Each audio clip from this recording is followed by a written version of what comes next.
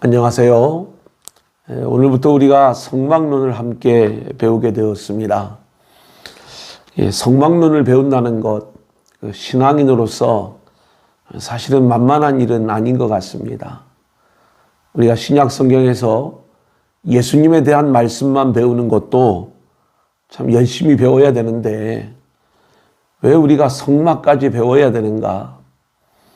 먼 옛날 유대인들이 하나님을 섬겼던 유대인의 종교의식을 보여주는 그 성막, 그냥 우리가 읽고만 넘어가면 되는 것 아닌가?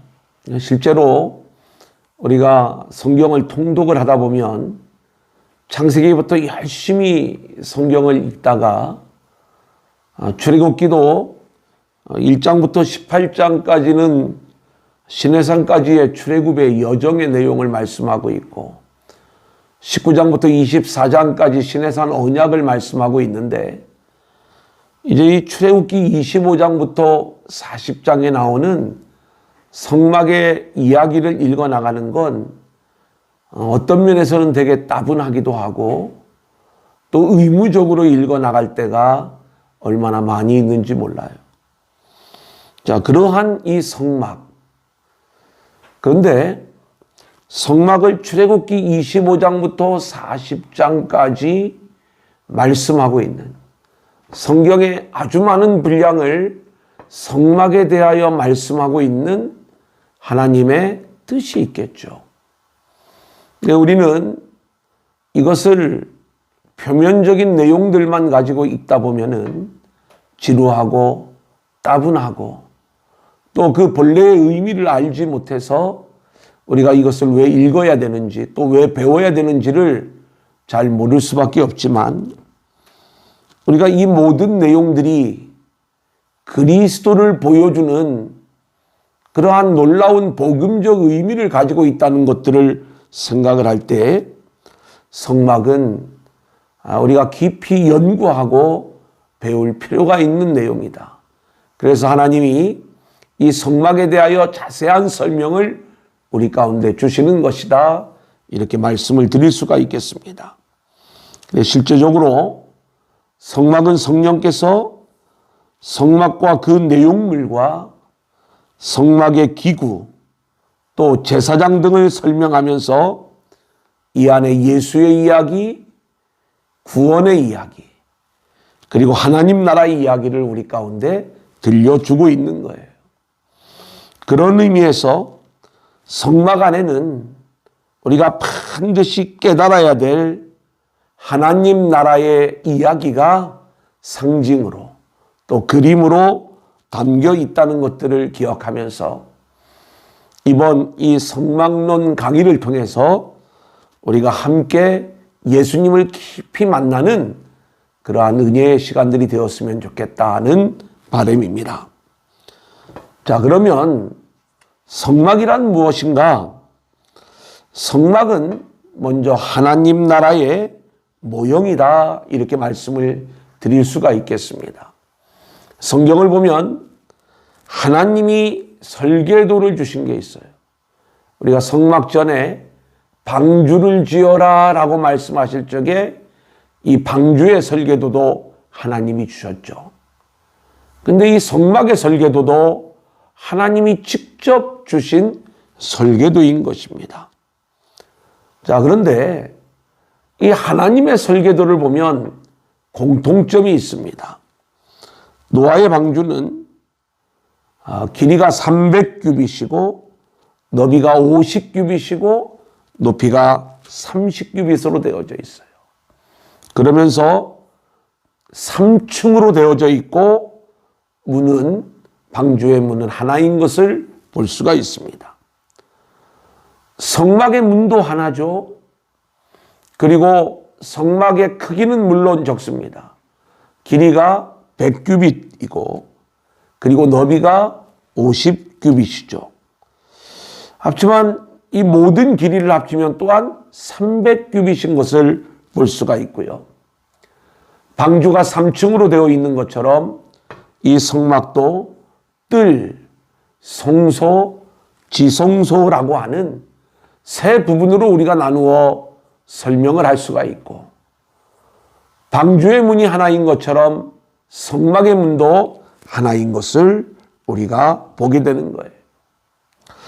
성막은 우리가 영원히 살게 될 하나님 나라의 모형으로서 구속사의 풍부한 모형이 이 안에 담겨져 있다라고 이야기를 하는데, 우리가 방주의 문이 하나라고 하는 그 의미를 구원의 문, 하나님 나라로 들어가는 구원의 유일한 길이 되시는 분은 예수 그리스도이심을 보여주는 것처럼, 성막의 문 역시 하나님의 임재 안으로 들어가는 문은 단 하나의 문, 예수 그리스도임을 보여주는 것이다. 우리가 이렇게 말씀을 드릴 수가 있고요. 좀 우리가 알레고리적인 해석이라고 생각할 수도 있겠지만, 왜 방주가 3층으로 되어져 있을까? 그리고 왜 성막은 세 부분, 뜰, 성소, 지성소로 그렇게 나뉘어져 있을까? 여러분, 우리 인간도 물론 영혼 육이 우리가 하나로 된 유기체입니다마는 영과 혼과 육, 이 세 부분으로 우리가 생각해 볼 수가 있는 것이고요. 성경에서 하늘을 이야기할 때 하늘도 첫째 하늘, 둘째 하늘, 셋째 하늘. 그래서 셋째 하늘을 하나님이 거하시는 하늘로 인식하고 있는 것들을 우리는 보게 되는 거예요. 그래서 우리가 이렇게 그 구체적인 의미들을 하나하나 살펴보고 묵상해 볼 때에 이 성막의 이야기는 하나님 나라의 이야기를 우리 가운데 눈으로 보여주는 모형이요 그림이다, 이렇게 말씀을 드릴 수가 있겠습니다. 또한 성막은 예수 그리스도를 보여주는 것임을 우리가 볼 수가 있는데, 히브리서 9장 23절 24절을 보면 제가 읽어드립니다. 그러므로 하늘에 있는 것들의 모형은 이런 것들로서 정결하게 할 필요가 있었으나 하늘에 있는 그것들은 이런 것들보다 더 좋은 제물로 할지니라. 그리스도께서는 참 것의 그림자인 손으로 만든 성소에 들어가지 아니하시고 바로 그 하늘에 들어가사 이제 우리를 위하여 하나님 앞에 나타나시고, 이렇게 말씀을 하고 있어요. 제가 첫 시간이기 때문에 이 성막을 이야기함에 있어서 우리가 히브리서를 빼놓을 수가 없습니다. 히브리서는 어떤 책이냐? 복음을 받아들인 히브리인들, 유대인들이 있었어요. 하지만 이들이 믿음이 흔들리는 가운데 있었습니다. 왜 믿음이 흔들리는가? 핍박 가운데 있었던 것이죠. 하나는 로마 정부의 박해가 있었고요. 또 하나는 유대인 공동체로부터의 따돌림을 당하면서 복음을 버리고 유대교로 다시 돌아올 것들을 회유당하고 있는 그러한 상황이었어요. 복음을 믿고 있었던 유대인들은 아직 영적으로는 온전히 서 있는 상황이 못 됩니다. 그들이 지금까지 붙잡아왔던 유대교의 제사, 제사법, 그리고 제사장 제도, 이것이 더 구체적으로 와닿는 거예요. 예수님이 훨씬 더 위대한 분이라고 이야기하는데, 그 주님이 십자가에서 죽으시고 부활하심으로 우리의 모든 죄의 문제를 해결해 주셨다라고 이야기를 하는데, 아직 이들 안에는 흔들리는 그러한 상황이 계속 이어지고 있었던 것이고요. 그리고 다시 오신다라고 하는 주님이 오시지 않는 상황에서 흔들리는 믿음을 가지고 있는 이 히브리인들에게 히브리서 저자가 그 믿음을 붙잡아 주기 위하여 쓴 편지가 바로 히브리서가 되는 것입니다. 그래, 이 히브리서는 유대인들이 그토록 신복했던 천사보다 뛰어나신 그리스도, 그들이 늘 위대하다고 생각했던 모세보다 뛰어나신 그리스도, 그들을 가나안 땅으로 인도했던 여호수아보다 뛰어나신 그리스도, 그리고 그들이 그토록 붙잡고 의지했던 하나님께 나아가는 그 방편이 되었던 제사, 제사법, 제사장. 특별히 유대인들은 자신들에게 제사장이 있다는 것, 대제사장이 있다는 것을 마음에 엄청난 위로로 삼고 있었는데, 바로 그들이 그렇게 붙잡고 의지했던 구약의 대제사장보다 우리 주님이 얼마나 위대하신 주님이신가를 말씀해 주는 내용이 바로 히브리서의 내용.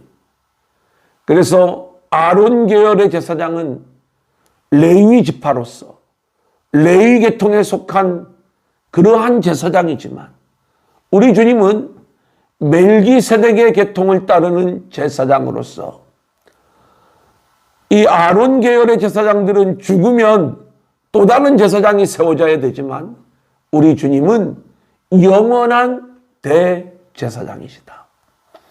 이 아론 계열의 제사장들하고는 비교할 수 없는 분이시다.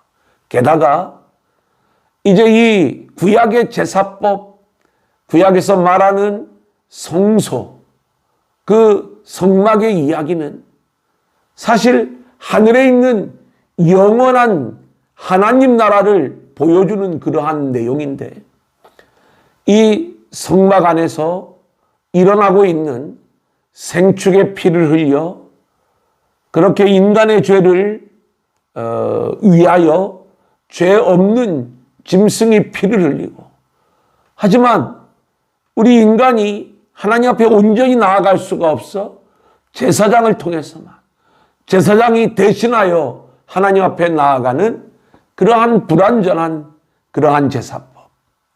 그런데 그 하늘의 진정한 장막, 이 땅의 성소, 땅의 성막이 모양하는 하늘의 장막이 이 땅에 내려오신 분이 예수님이시다.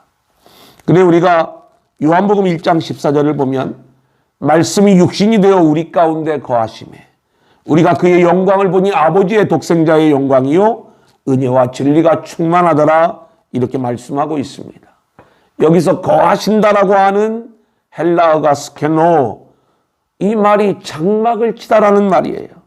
하늘의 장막이 땅으로 내려오셨다는 거예요. 완전하신 성막으로 이 땅에 오셔서 당신의 몸을 제물로 드리시고, 단 한 번의 완전한 제사로서 참된 성막이 무엇인가를 우리 가운데 보여주신 분이 바로 예수님이시다. 그래서 예수님은 실제로 당신의 몸을 성전으로 말씀하시는 것을 우리가 요한복음 2장에서 볼 수가 있는데, 제가 한번 읽어드립니다. 요한복음 2장 19절로 21절. 예수께서 대답하여 이르시되 너희가 이 성전을 올라 내가 사흘 동안에 일으키리라. 유대인들이 이르되 이 성전은 46년 동안의 지었건을 내가 3일 동안에 일으키겠느냐 하더라. 그러나 예수는 성전된 자기 육체를 가리켜 말씀하신 것이라. 자, 정리하면 성막은 하나님 나라를 보여주는 것이다. 또 성막은 예수 그리스도를 보여주는 것이다. 이제 세 번째로, 성막은 예수님과 성도 사이의 교제를 보여주는 것입니다. 에덴 동산에서 범죄한 인간은 하나님과의 관계가 단절되었죠. 여러분, 우리가 보통 죄라고 이야기를 하면 우리는 도둑질, 싸움, 폭력을 행사하는 것, 뭔가 거짓말하는 것, 물론 이것도 죄입니다마는 궁극적으로 그 내용은 죄의 증상들을 얘기하는 거고, 성경이 우리 가운데 말하는 죄의 본질은 하나님과의 관계가 깨어진 거예요. 우리 인간은 늘 하나님을 바라보며 하나님의 영광을 위하여 살아야 되는 존재인데, 죄로 인하여 자기를 바라보고 자기 영광을 위한 존재가 된 것, 이게 관계의 파괴인 것이죠. 그래서 우리 인간과 하나님과의 관계가 깨어져 버렸습니다.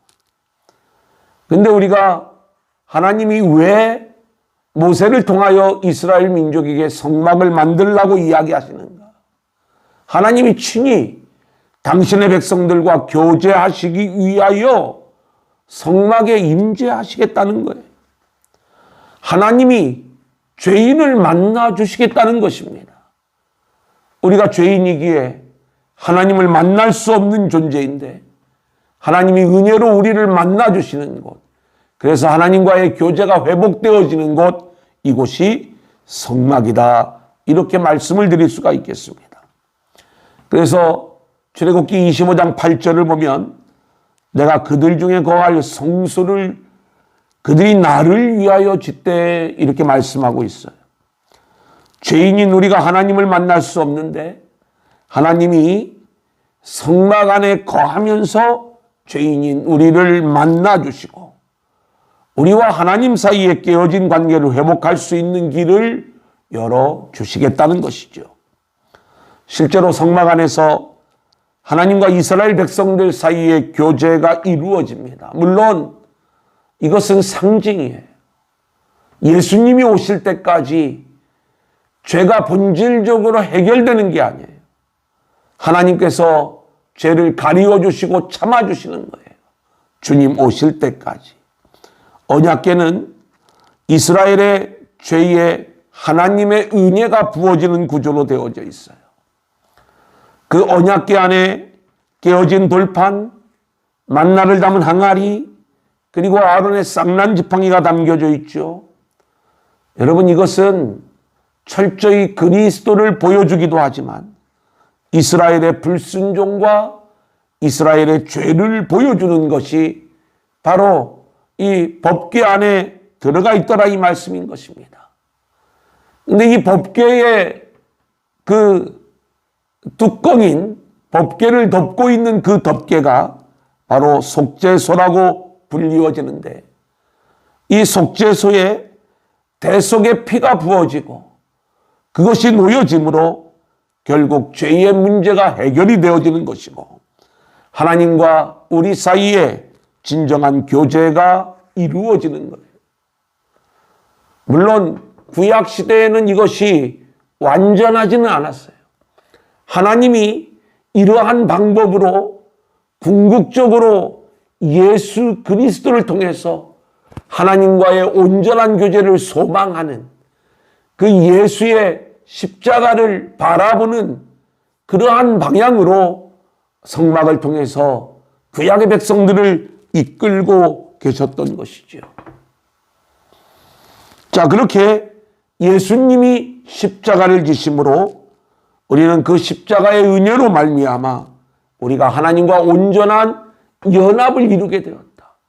그러니까 우리가 믿음으로 담대히 하나님께 나아가자, 이 이야기를 외칠 수 있게 되었던 것이에요. 여러분, 우리가 지금은 하나님께 믿음으로 담대히 나아가는 것들이 당연한 것처럼 보이지만 유대인들에게는 이게 어마어마한 혁명적인 메시지였어요. 그들이 어떻게 하나님께 나아갈 수 있습니까? 휘장으로 가로막혀 도저히 그 지성소로 들어갈 수 없었던 존재들. 그런데 이 휘장은 우리 주님의 몸을 가리킨다고 이야기했어요. 하나님이 그 몸을 찢으신 거예요. 휘장이 위로부터 아래로 찢어져 예수님 십자가로 찢어지는 걸 얘기하는데, 위로부터 아래로 찢어졌다는 것은 하나님이 찢으셨다는 것을 의미하는 거죠. 그렇게 하나님이 찢어주셔서 이제는 우리가 예수의 피를 힘입어 담대하게 그 믿음으로 하나님께 나아가 하나님과 교제할 수 있는 그 길이 열려지게 되었다는 것. 이것이 성막의 세 번째 의미를 보여주는 것입니다. 자, 정리를 하나하나 해가면 성막은 뭐냐? 하나님 나라를 보여주는 것이다. 성막은 예수 그리스도를 보여주는 것이다. 성막은 하나님과 우리 사이의 교제의 회복을 보여주는 것이다. 마지막으로 이 성막은요, 영원한 하나님 나라의 참모습을 우리 가운데 보여주고 있습니다. 계시록 21장 1절로 3절을 보면 제가 읽어드리겠습니다. 또 내가 새하늘과 새 땅을 보니 처음 하늘과 처음 땅이 없어졌고 바다도 다시 있지 않더라. 또 내가 보며 거룩한 성 새 예루살렘이 하나님께로부터 하늘에서 내려오니 그 준비한 것이 신부가 남편을 위하여 단장한 것 같더라. 내가 들으니 하늘의 보좌에서 큰 음성이 나서 이르되 보라, 하나님의 장막이 사람들과 함께 있으매 하나님이 그들과 함께 계시리니 그들은 하나님의 백성이 되고 하나님은 친히 그들과 함께 계셔서. 자, 이 말씀을 보면 새하늘 새 땅의 모습을 우리 가운데 보여줘요. 하나님 나라의 완성을 보여주는 거죠. 하나님께로부터 하늘에서 새 예루살렘이 내려오는데 이 새 예루살렘은 구원받은 성도들의 모습을 보여주는 거예요. 그런데 여기에 하나님과 어린 양이 장막으로 함께 하시는 것, 이것이 영원한 하나님 나라의 모습이라는 거예요. 여러분, 얼마나 멋진 이야기입니까? 성경 구약에 출애굽한 이스라엘 백성들에게 하나님이 성막을 지어라 이렇게 이야기한 것이 왜 이렇게 많은 분량을 통해서 우리 가운데 말씀하고 있는가 알고 봤더니 이게 하나님 나라를 보여주는 것이고 그리고 예수 그리스도를 보여주는 것이고 그리고 하나님과 우리 사이의 교제를 보여주는 것이고 그리고 궁극적으로 새하늘 새 땅을 보여주는 것이다. 이 놀라운 복음을 품고 있는 것, 이것이 성막 이야기이기에 우리가 이번에 함께 이 성막을 공부하게 된 것입니다. 성막의 이름을 성경에 보면 성막이라고 먼저 부르죠. 세상과 구별된 거룩한 곳이기에 이 거룩할 성자를 써가지고 성막 이렇게 부릅니다. 또 장막이라고 부릅니다. 장막의 특징은 임시적인 것, 또 이동성의 그 특징이 있죠. 장막은 영원히 거하는 집이 아니라 일시적인 집이듯이 성막도 임시적인 거예요. 영원한 것이 아니에요. 진짜 성막이신 그리스도가 오면 새하여지고 없어질 거예요. 여러분, 우리의 육신의 장막 이렇게 얘기하잖아요. 우리의 육신도 영원히 살 집이 아니라 잠시 동안 영혼을 담는 일시적인 것이기에 우리가 장막이다 이렇게 부르는 것입니다. 성막의 이름 세 번째는 회막입니다. 하나님과 이스라엘 백성들이 만나는 곳이기 때문에 회막 이렇게 이름을 짓는 거죠. 또 성막의 또 다른 이름은 증거막입니다. 성막은 하나님의 언약을 증거하는 것이기에 증거막 이렇게 부르고 있는 거예요. 민수기 1장 53절 레위인은 증거의 장막 사방에 진을 쳐서 이스라엘 자손의 회중에게 진노가 임하지 않게 할 것이라. 레위인은 증거의 성막에 대한 책임을 지킬지니라 하셨습니다. 계시록 15장 5절도 보면 또 이일 후에 내가 보니 하늘의 증거 장막의 성전이 열리며 이렇게 말씀하고 있어요. 성막은 한마디로 영원한 하나님 나라를 우리에게 보여주는 것으로서 예수 그리스도에게로 우리를 이끌고 있고요. 여기에 놀라운 복음과 은혜가 담겨져 있어요. 성막은 예수님과 우리 사이의 연합이요 교제의 모습을 담고 있는 하늘의 놀라운 은혜의 참모습을 우리 가운데 그림으로 보여주는 것입니다. 이번에 우리가 성막과 그리스도라는 제목으로 함께 공부를 하게 되는데 이 성막의 은혜를 함께 누리는 저와 여러분들이 될 수 있기를 소원합니다. 자, 이제 오늘 강의 두 번째 주제는 이제 25장부터 우리가 그 내용을 공부해 나가는데 성막을 지어라 라고 하는 하나님의 명령입니다. 우리가 성막론을 공부해 나갈 때 이런 식으로 공부할 수 있습니다. 또 많은 내용들이 그렇게 다루고 있기도 하는데 먼저 뜰을 공부하고 또 그 다음에 성소를 공부하고 그 다음에 지성소를 공부하고 뭐 이런 식으로 우리가 좀 구조적으로 좀 더 명확하게 이 내용을 공부해 나갈 수가 있어요. 하지만 저는 출애굽기 25장부터 40장까지 좀 구분하면 25장부터 31장까지는 성막의 설계도가 주어지는 장면이에요. 32장부터 34장까지는 금송아지 사건이 등장하면서 언약이 파기되어지고 다시 회복되어지는 이야기고요. 그리고 출애굽기 35장부터 40장까지는 성막이 건축되고 그리고 복원되는 이야기로 그 끝을 맺습니다. 그래서 이 성경의 순서대로 우리가 공부를 할 때 좀 더 하나님이 주시는 은혜의 길들을 찾아갈 수 있지 않을까. 그래서 우리가 이 출애굽기 25장부터 40장까지를 공부해 나가는 모습으로 이 성막론을 공부하고자 하는 거예요. 성막을 짓기 위해서는 예물이 필요하겠죠. 그래서 성막을 지어라 라고 말씀을 하시면서 예물을 가져올 것을 명령합니다. 자, 25장 1절 2절 제가 읽어드립니다. 여호와께서 모세에게 말씀하여 이르시되 이스라엘 자손에게 명령하여 내게 예물을 가져오라 하고 기쁜 마음으로 내는 자가 내게 바치는 모든 것을 너희는 받을지니라 이렇게 말씀하고 있어요. 하나님이 당당히 가져오라고 말씀하고 있는 것입니다. 그러면서 기쁜 마음으로 내는 자가 되라.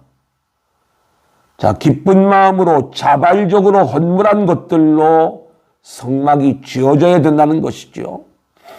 우리는 이 말씀을 단순히 헌금을 드릴 적에는 기쁜 마음으로 드려야 된다. 자원하는 마음으로 드려야 된다. 이렇게 적용할 수도 있겠지만 좀 더 우리가 복음적으로 풀어보면 하나님의 은혜를 아는 자들은 기쁨으로 예물을 드리겠죠. 나에게 주어진 것이 내 것이 아닌 하나님의 은혜의 산물임을 알기 때문에 그 은혜를 다시 내어놓는 장면 아니겠습니까? 그래서 기쁨과 감사의 예물로 성막이 지어져야 되는 거예요. 근데 우리가 실제로 35장의 성막 건축의 이야기를 보면 이스라엘 백성들은 자발적으로 기쁨으로 예물을 드리는 거예요. 3절부터 7절까지는 하나님이 요구하신 예물이 구체적으로 등장합니다. 자, 제가 읽어드립니다. 출애굽기 25장 3절로 7절. 너희가 그들에게서 받을 예물은 이러하니 금과 은과 녹과 청색자색 홍색실과 가는 배실과 염소털과 붉은 물들인 순양의 가죽과 해달의 가죽과 조각목과 둥이와 광야에 드는 향료와 분향할 향을 만들 향품과 호마노며 애복과 흉패에 물릴 보석이니라. 자, 여기에 내용을 우리가 살펴보면 정확하게 15가지의 예물을 보여줘요. 이 15이라고 하는 숫자는 3과 5의 구조로 되어져 있죠. 우리가 이번 이 성막론을 공부하면서도 이 성막론에 나오는 각 구조물들의 크기들을 우리들이 배우게 될 거예요. 에스겔 성전에도 그 성전의 크기에 대한 측량이 나오고요. 그리고 계시록을 보면 이제 새 예루살렘 성에 측량하는 그 내용들이 나옵니다. 우리가 굳이 그 수치를 알아야 될 필요가 있을까요? 근데 성경이 그 숫자를 우리에게 알려주는 뜻이 있을 거예요. 우리가 이제 어느 정도 그 뜻이 어떤 의미인가를 저도 좀 말씀을 드리겠습니다만 우리가 좀 더 다양한 또 풍부한 모습으로 그 내용들을 묵상할 수가 있을 것인데 바로 이 15가지의 예물도 3 곱하기 5의 구조로 되어져 있는데 성막의 구조가 항상 이 구조로 되어져 있는 것들을 우리는 보게 되는 거예요. 3은 창세기의 셋째 날 바다에서 땅이 육지가 올라오는 거지요. 그 육지를 묻힐 땅이라고 하고 그 물이 모여 있는 곳을 바다라고 이야기했습니다. 그러니까 이 땅은 하나님 나라의 현년입니다. 그래서 3이라고 하는 숫자는 하나님 숫자가 되는 거고요. 5는 창조의 다섯째 날, 특별히 하늘에 나는 새와 바다의 물고기를 창조하셨어요. 여기에는 하나님의 은혜와 그리고 영적 전쟁이라고 하는 측면이 그 숫자 안에 담겨져 있는데, 실제로 성경에서 보면 5라고 하는 숫자는 은혜를 가리키는 숫자로 자주 사용되어졌던 것들을 보게 돼요. 요셉이 자기 형들에게 잔치상을 베풀 때에 음식을 주는데 베냐민에게는 다른 사람보다 5배의 음식을 줬다라고 말씀하고 있어요. 밥을 많이 줬다 이런 얘기가 아니라 특별한 은혜가 베냐민에게 임하고 있다는 거죠. 여러분, 형들에게는 옷을 한 벌씩 주면서 베냐민에게는 은 300과 옷 5벌을 주었다 이렇게 말씀하고 있거든요. 이것도 5벌의 옷을 주었다라고 하는 그 숫자적인 분량의 의미가 아니라 5이라고 하는 특별한 은혜가 베냐민에게 부어지는 내용을 보여주고 있고요. 은 300의 의미도 10명의 형들이 은 30, 예수님을 팔아먹을 때에 받았던 속전이 그게 30냥이죠. 30이죠. 그 300은 그 내용을 또 담고 있는 거예요. 여러분, 베데스다 연못 이야기를 우리가 알아요. 은혜의 집이라는 말이죠. 거기에 행각이 5개가 있어요. 그냥 스쳐 지나갈 만한 이야기지만 은혜의 집에 5개의 행각이 있다는 것 충분히 묵상할 만한 이야기고요.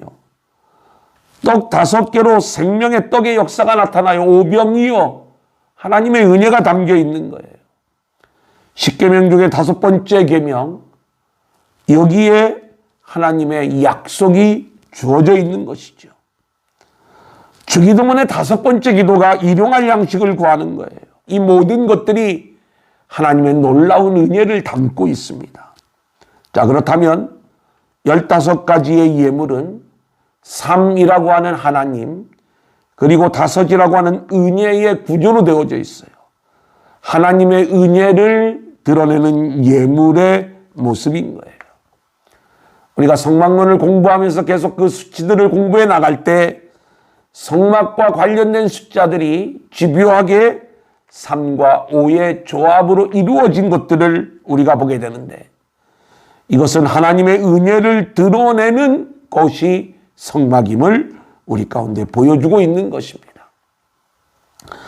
뿐만 아니라 하나님이 즐겁게 예물을 드리라고 하신 그 배경에는 원래 이 예물을 준비해 주신 분이 하나님이신 거예요. 사람이 노력해서 얻은 재물을 가지고 드리는 게 아니라 하나님이 은혜로 주신 것, 그걸 우리가 드리는 거예요. 지금 이 시대도 마찬가지입니다. 우리가 열심히 일해서 월급 받아가지고 하나님 앞에 헌금하는 것 같지만 알고 보면 우리에게 주어진 모든 것들이 하나님이 은혜로 우리 가운데 주신 거예요. 여러분, 우리가 출애굽할 때 하나님께서 이스라엘 백성들을 애굽에서 거저 나오지 않게 하셨어요. 많은 애굽 사람들로부터 은금 패물을 얻게 하셨거든요. 출애굽기 12장 35절 36절 제가 읽어드립니다. 이스라엘 자손이 모세의 말대로 하여 애굽 사람에게 은금 패물과 의복을 구하매 여호와께서 애굽 사람들에게 이스라엘 백성에게 은혜를 입히게 하사 그들이 구하는 대로 주게 하심으로 그들이 애굽 사람의 물품을 취하였더라, 이렇게 말씀하고 있어요. 알고 보니까 이스라엘 백성들이 예물을 드릴 때 그 예물은 하나님이 이미 애굽에서 나올 때 준비해 주셨던 거예요. 하나님의 은혜로 주어져 있던 것들을 하나님께 다시 드리는 것입니다. 그래서 우리는 성막을 위해 기쁨으로 예물을 드릴 수 있는 자들이 되어야 돼요. 하나님께 즐거운 마음으로 예물을 드리는 자가 되어라, 이 말씀인 것입니다. 이게 은혜를 아는 자인 거예요. 우리는 교회 안에서 하나님 앞에 예물을 드릴 때 그 예물이 나의 공로, 나의 의, 나의 존재를 드러내는 그러한 예물이 되면 안 돼요. 그것은 결국 나의 영광을 위한 예물이에요. 종교적 헌금이에요. 헌금하고 죄를 짓는 거예요. 복음적 헌금은 나의 영광이 아닌 하나님의 영광, 그리고 오직 하나님의 은혜만을 드러내는 그러한 예물이 되어져야 되는 거예요. 고백적 예물. 출애굽기 25장 8절로 9절을 보면 내가 그들 중에 거할 성소를 그들이 나를 위하여 짓되 물은 내가 내게 보이는 모양대로 장막을 짓고 기구들도 그 모양을 따라 지을지니라, 이렇게 말씀하고 있어요. 성막은 하나님이 거하실 처소가 되는 거죠. 우리 인생도 그렇게 하나님이 거하실 수 있는 처소가 되어져야 돼요. 성막의 진짜가 예수님이라고 했고요. 그 예수님이 참 성전을 가리킨다고 말씀을 드렸죠. 성령이 우리 안에 거하실 때 우리도 하나님의 성전이 되는 거죠. 하나님이 거하실 수 있는 처소로 우리 인생들이 세워져 가는 것. 이것을 우리가 이 성막론을 배우면서 함께 배워야 되는 것입니다. 우리 몸이 성전이다. 고린도전서 3장 16절을 보면 너희는 너희가 하나님의 성전인 것과 하나님의 성령이 너희 안에 계시는 것을 알지 못하느냐. 우리는 우리 몸의 성전됨을 알아야 되는 거예요. 우리 몸이 하나님의 성령이 거하시는 성막이 되어야 하는 것이죠. 하나님이 우리 안에 거하심으로 우리가 거룩한 존재가 되어야 되고 하나님과의 연합된 교제의 삶이 우리에게서 나와야 되는 거예요. 그게 하나님 나라인 거예요. 예수를 믿으면, 예수 안에 있으면 이미 하나님 나라를 맛보고 누리며 살아가야 되는 거예요. 이 성막의 삶을 살기 위해서 우리가 가장 먼저 해야 될 것들이 뭐냐? 하나님이 여러분에게 은혜로 주신 것, 기쁨으로 하나님께 올려드려라. 고백으로 하나님께 올려드려라. 내 삶의 고백, 내 인생의 모든 것들, 이 모든 것들을 주님께 올려드리면서 온전한 성막의 모습으로 세워져라. 여러분, 이것이 첫 시간에 하나님께서 이 성막을 통하여 우리 가운데 들려주시는 음성인 거예요. 날마다 우리 안에 거하시는 주님과 교제의 삶을 살면서 주님 말씀의 통치를 받으며 주님의 놀라운 은혜를 고백하고 증거하고 드러내는 존귀한 성막들로 세워지시기 바랍니다. 이제 결론을 말씀을 드립니다. 적용해 보면 성막은 하나님의 나라지요. 오늘 우리들의 모임, 공동체, 교회, 우리 모두의 인생이 그렇게 하나님 나라가 되어져야 되는 거예요. 성막은 예수 그리스도라고 이야기했어요.